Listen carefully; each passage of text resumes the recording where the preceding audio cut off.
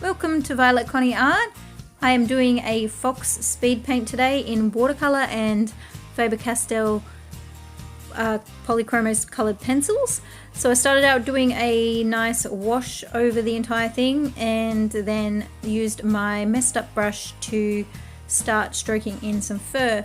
I actually should have done a few more layers before I started on the fur. It would have made me have to do less layers, but I still think this painting came out really quite nice, especially his eyes and his little shiny nose. I started this actually quite some time ago. I have a bad habit of starting paintings and then putting them aside and then doing them a little bit here one week and then a little bit there another week, and so I think this is about 4 or 5 different sittings over quite a few weeks. So I wanted to try and get him finished today. I think I get to a stage in my painting where it doesn't look like it's gonna turn out how it should, and so I just stop painting for a while and put it away and then come back to it when I'm feeling a little bit more confident about completing it.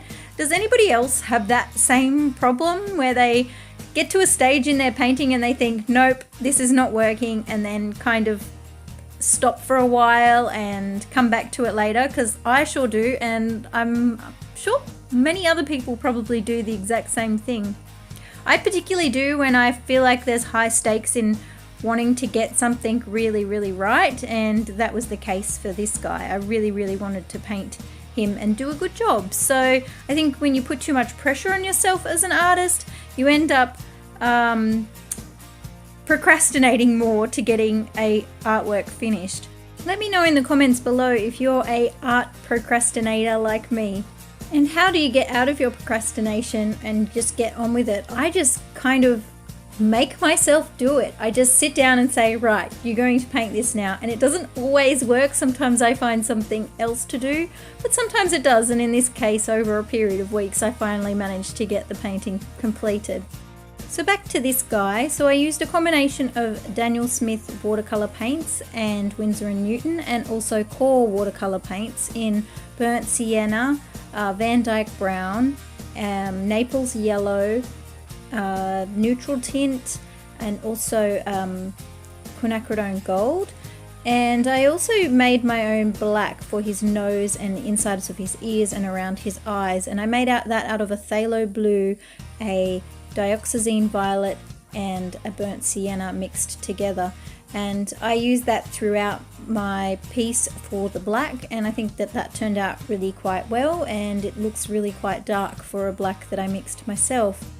And on top of the watercolour, I used a combination of Faber-Castell Polychromos coloured pencils and Derwent colour pencils that I got in random scrawler boxes, and also white gel pens by Sakura and Jelly Roll to put on some white highlights and details.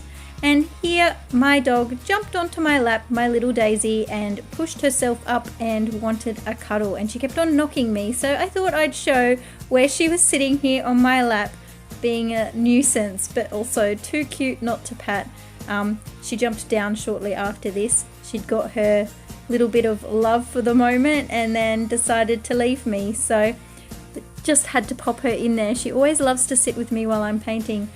And I'm finally just putting on the whiskers, which I had a bit of a struggle with. I didn't want to try and mix up any more black, so I was trying to use what was left in my palette, and by the end it was really a struggle to get out those last little bits, but I managed to get enough whiskers on to make him look like he's got whiskers.